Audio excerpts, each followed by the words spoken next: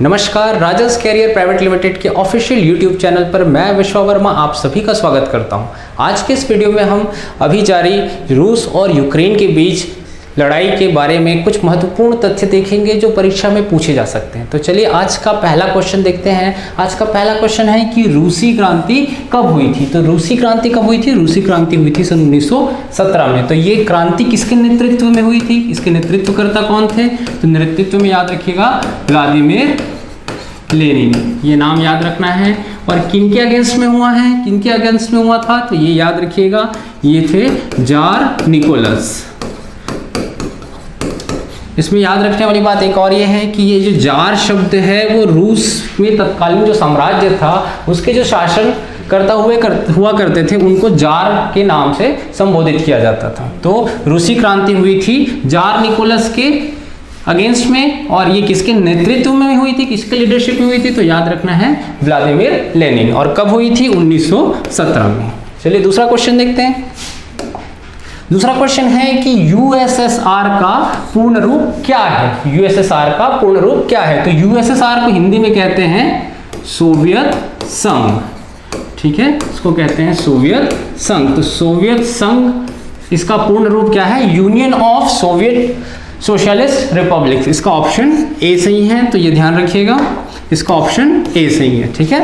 दूसरे क्वेश्चन की तरफ चलते हैं कि यूएसएसआर कब अस्तित्व में आया, ठीक है। यूएसएसआर या सोवियत संघ कब अस्तित्व में आया, या ये कह सकते हैं कि यूएसएसआर कब बना था। तो इसमें हम ध्यान रखेंगे यूएसएसआर जो है वो 30 दिसंबर सन 1922 को अस्तित्व में आया है। और बाकी ऑप्शंस की तरफ चले तो 4 अप्रैल सन 1949 को नाटो की स्थापना हुई थी।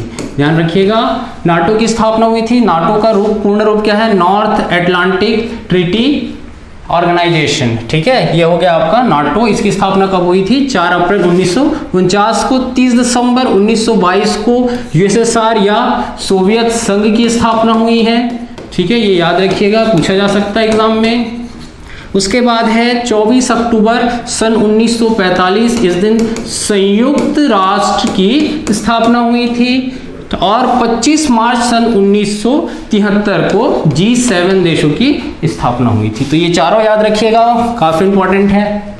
नेक्स्ट क्वेश्चन की तरफ चलते हैं। नेक्स्ट क्वेश्चन हमको दे रखा है कि रूस ने यूक्रेन के हिस्से क्रीमिया पर कब कब्जा किया था। तो याद रखिएगा, ये रूस ने क्रीमिया पर सन 2014 में कब्जा किया था। ये क्रीमिया है कहाँ पर? तो देखिए ये वाला जो हिस्सा है,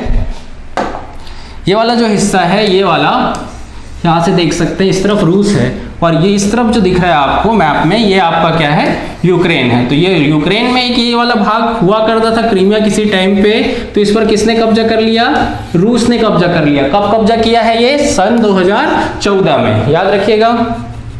नेक्स्ट क्वेश्चन है कि वर्तमान में यूक्रेन की राजधानी कौन सी है। तो देखिए ये यूक्रेन है। यूक्रेन की राजधानी के बारे में पूछा गया प्रश्न, यूक्रेन की राजधानी। तो यूक्रेन की राजधानी कीव, या इसको कीव भी बोलते हैं, कहीं पे कीव भी कहा गया है, तो कीव है, याद रखिएगा। तो यहां से हम ऑप्शन बी में चल सकते हैं, यहाँ से कीव इसका उत्तर होगा। इसमें और एक चीज जो इंपॉर्टेंट है यूक्रेन के बारे में, वो याद रखिएगा कि यूक्रेन की जो सीमा है 7 देशों को छूती है। याद रखिएगा, कितने देशों को छूती है? 7 देशों को छूती है यूक्रेन की सीमा। और साथ ही साथ यूक्रेन जो है वो यूरोप महाद्वीप का दूसरे नंबर का सबसे बड़ा देश है, ठीक है। क्षेत्रफल के दृष्टिकोण से जो यूक्रेन है वो यूरोप महाद्वीप का दूसरा सबसे बड़ा देश है। अगर पहले नंबर की बात करें तो वो रूस है यूरोप में, साथ ही साथ विश्व में पहला स्थान क्षेत्रफल की दृष्टि से किसका है? रूस का है। और भारत की बात करें तो भारत का विश्व में क्षेत्रफल की दृष्टिकोण से 7वां स्थान है, ठीक है।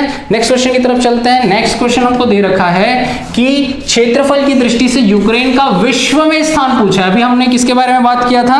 अभी हमने बात किया था यूरोप में यूक्रेन जो है वो क्षेत्रफल की दृष्टिकोण से दूसरा है, लेकिन अभी यहाँ पे क्या पूछा गया है? विश्व में। तो विश्व में यूक्रेन का जो स्थान है वो कैसा है? कितना है? 46वां है, याद रखिएगा। और विश्व में प्रथम स्थान किसका है? विश्व में प्रथम स्थान रूस का है। दूसरा नेक्स्ट क्वेश्चन आपसे पूछा गया है कि नीपर व डेनिस्टर कौन से देश की प्रमुख नदियां हैं। ठीक है, यहाँ पे प्रश्न आपको पूछा गया है नीपर व डेनिस्टर कौन से देश की प्रमुख नदियां हैं, नीपर व डेनिस्टर। तो चलिए देखते हैं ये कहाँ पे है। देखिए ये यूक्रेन आपको दिख रहा है, ये दोनों यूक्रेन पे स्थित है। ये जो नदी जा रही है यहाँ से आप देख सकते हैं, ये नदी ये आपकी है नीपर नदी। ये कहाँ की गिरती है, ये ब्लैक सी या इसको कहते हैं काला सागर। ठीक है, काला सागर में आकर गिरती है। और एक नदी जो है यहाँ से निकलती है, ये भी यूक्रेन की ही है, ये आके भी काला सागर में ही गिरती है। तो दो महत्वपूर्ण नदी याद रखिएगा, एक नीपर है और दूसरा डेनिस्टर है। ये याद रखने वाली बात है, काफी इंपॉर्टेंट है, पूछा जा सकता है। तो ये कहाँ की प्रमुख नदी हो गई, ये यूक्रेन की प्रमुख नदी है। और बात करें रूस की प्रमुख नदी, तो रूस की प्रमुख नदी वोल्गा है, जो यूरोप महाद्वीप का सबसे लंबी नदी है। ये भी याद रखिएगा, यूरोप महाद्वीप की सबसे लंबी नदी क्या है, वोल्गा है, जो कहाँ स्थित है, रूस में स्थित है। नेक्स्ट क्वेश्चन देखते हैं। नेक्स्ट क्वेश्चन हमको दे रखा है कि भारत में सूरजमुखी के तेल का आयात मुख्य रूप से कहां से होता है। कौन सा तेल के बारे में बात हो रही है, सूरजमुखी तेल। तो सूरजमुखी तेल का जो आयात होता है भारत में, वो यूक्रेन से होता है। ठीक है, और भारत से यूक्रेन को क्या क्या भेजा जाता है, उसमें सबसे महत्वपूर्ण है दवाइयां। ठीक है, फार्मास्यूटिकल्स, ये जो चीजें हैं ये किसको भेजी जाती है, यूक्रेन को। कहां से, भारत से। और यूक्रेन से भारत में क्या आती है, वो है सूरजमुखी तेल। तो यहां से इस प्रश्न का ऑप्शन बी सही हो गया।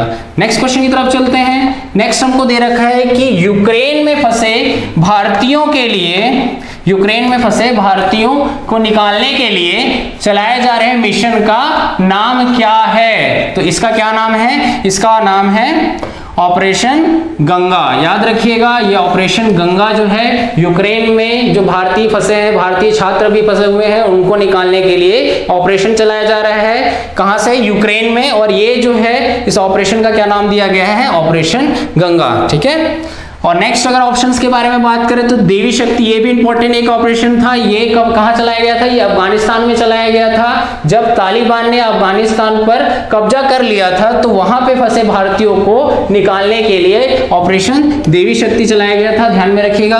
साथ ही साथ वंदे भारत मिशन, ये भी एक इंपॉर्टेंट मिशन है। ये तब चलाया गया था जब कोरोना महामारी शुरू दौर पर थी और पूरे विश्व में लगभग लॉकडाउन की स्थिति निर्मित हो गई थी। तो वहां अलग अलग देशों में फंसे भारतीय लोगों को भारत वापस लाने के लिए जो मिशन चलाया गया था, वो कौन सा था, वंदे भारत मिशन। ठीक है, ध्यान रखिएगा।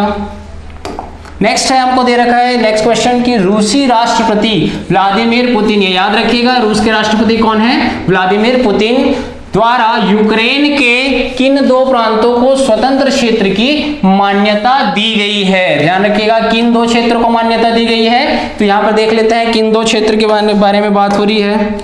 यहाँ पे हमारे पास जो है, देखिए एक तो आपका यहाँ डोनेट्स्क दिया हुआ है और एक लुहांस्क। ये कौन से क्षेत्र में आता है, ये पूर्वी यूक्रेन का क्षेत्र है, जिसको रूसी राष्ट्रपति ने स्वतंत्र क्षेत्र की मान्यता दे रखी है। ठीक है, तो ये इंपॉर्टेंट है, दो इसके राज्य हैं, याद रखिएगा। Thank you.